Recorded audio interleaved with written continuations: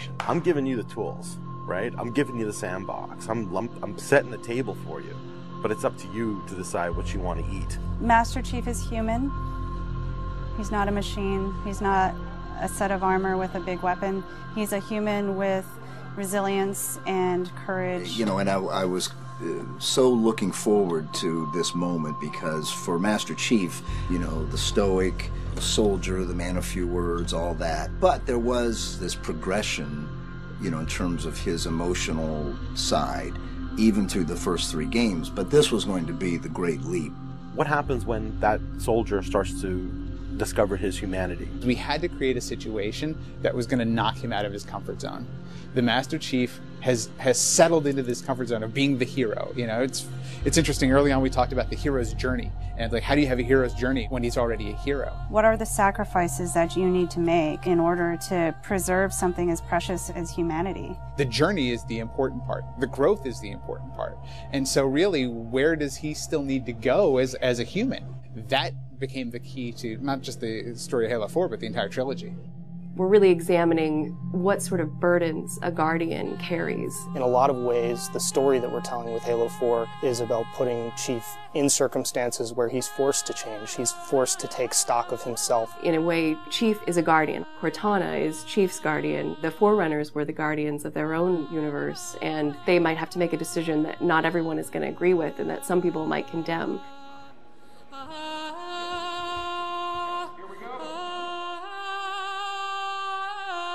It's almost like you're a little kid and you're just playing make-believe again. So you imagine everything. The table's here. The plinth for Cortana is here. There's a window here. Ready, go.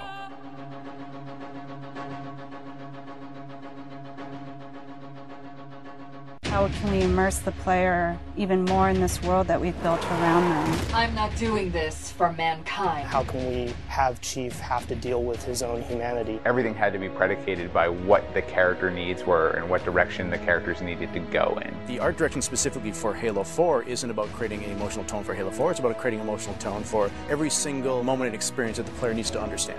Similar to what we said is that, you know, we build what we need to see. We can't look too far this way, it starts to fall apart.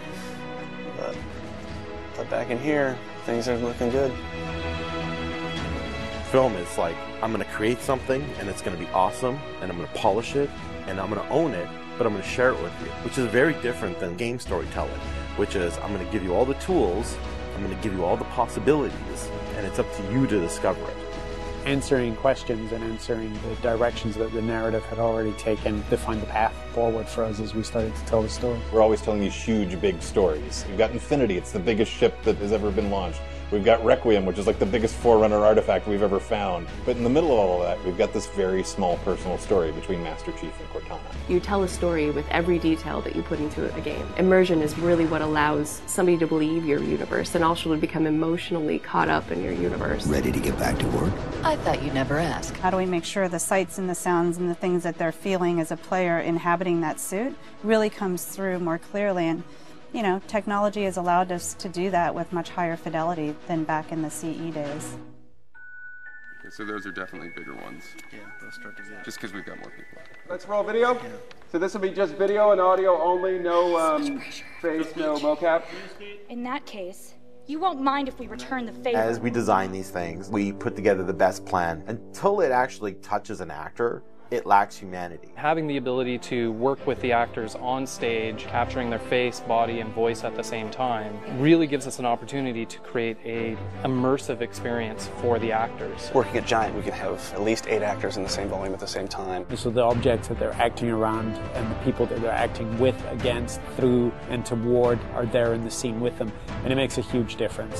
We sent out a breakdown for the characters and how we wanted them to feel. We ended up getting 80 or 90 submissions back through our casting team. Casting for the Master Chief is tough. You need a performer that has a really raw physicality to him, and yet he has to, within the confines of this suit, be able to relate and relay emotion. I like to express myself. I freely do it. I wholly do it. I enjoy it. And so pulling back on all of those instincts is what's required to play him. Imagine that translating to a 3D model with huge armor and making sure the personality of Chief's movement comes through that armor was really critical. And that really came down to Bruce's acting, his physical stature, and really his physicality as he went through all of the performance. You'll never see his face or hear his voice, but all of the other actors that are playing off of him have received so much from him in their performances, and I think that they would all agree with that. This is the low-res asset of Chief. We were afforded a little bit more budget since he's our hero. From the art process, storytelling is just about engaging the player. You don't have to answer any questions. You don't have to take them through a lot of loops of feeling. If the player is engaged, I think you've got the start. So Master Chief's a difficult one because he's a dude in a helmet. There's such a, particularly in science fiction, such a fantastic history of people being completely realized as people without having their face as a tool. For us, it's making him feel like a real person. We have a nude male sculpt, and then from there we sculpt it on physically a tech suit. And on top of this guy is when we spend time just doing all the details and trying to add some of that functionality, even little bits here and there like Braille, and this just reads 117. I think it's connected to having even more modern visual flow when it comes to his lines, his design, the way you follow the outline of Master Chief. Trying to put it into an area where it feels realistic, that it feels kind of tankish. What do you think of a tank? You think square, you think metal, there's some wear and tear on the edges. So those things we want to grab, put them on the Chief so it communicates that. The fingers are missing here on these. They have armor caps that come on, but he doesn't have armor caps on his trigger finger or thumb finger so that he could have more tactile sense when he's shooting and loading his weaponry. The last thing we just changed was his visor. His visor picks up the elements based on the room that he's in. We want to take every inch of the character to tell a story as much as we can. Above all, he still needs to connect to the player, and they still need to understand him as being that character. It's somebody who's been very loved over the last 10 years.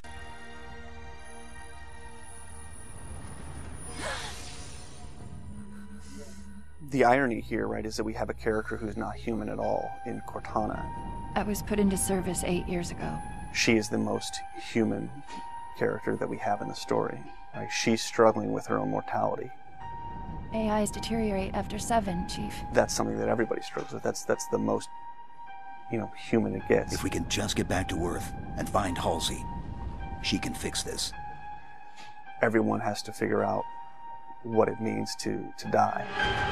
She's strong, she's convicted. She herself is going through a really difficult time in understanding the things that are happening to her. We were looking for somebody who really could bring just fire and stuff that's required for some of those sequences. We needed to make sure we found someone that had some innocence to her, but also could be very strong at the same time. If you imagine that you could have 20 emotions at one time, she has that. I will not allow you to leave this planet! She's really the heart of the game and the heart of Master Chief, and explains what's going on and why it's a problem. I didn't mean to.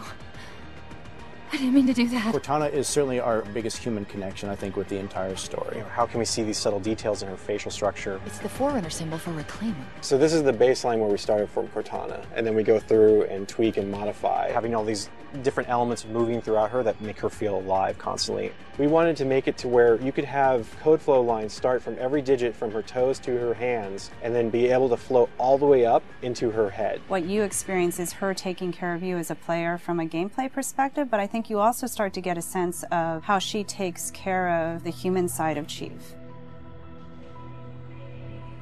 Wake me when you need me. They spotted us. Bringing Jen and Steve in and having them layer their voices over the character performances in the cinematics, that just brought the whole experience together. You look at just the number of lines that the Chief has had over the course of the franchise, and it's not a lot. How much firepower would you need? And yet people will immediately call you out on the Master Chief's voice being something very distinctive and important to them. The funny thing is that they've had this off-screen chemistry because they didn't actually meet until last year. Not only is this the first time they've ever sat together on a panel, this is the first time they've ever been in the same room or even met. So seeing them meet and seeing them have that chemistry in real life and seeing how they acted together in scenes just felt like we just missed this opportunity for all these years to actually get them together and get something even more memorable and more exciting out of them. In the beginning, they were great choices for those characters. Steve has this very stoic personality that comes through in his few words. The same way Jen's voice is confident and it's strong, but it can also be playful. You do know you don't have to wait until the last minute just to impress me, right? In many ways, Halo 4 is the first act. We want a player to be able to ask themselves what it is to be a hero. Is the sacrifice worth it? I often think of him as like Atlas, you know, like he's got the weight of the world on his shoulders all the time. Chief and Cortana are the same person, but she has always been the reflection of his humanity. People don't play Halo to watch a soap opera, and yet you don't want to just be kind of pulp. To me, it's a natural progression of this story, and it takes this relationship to the place it should go to.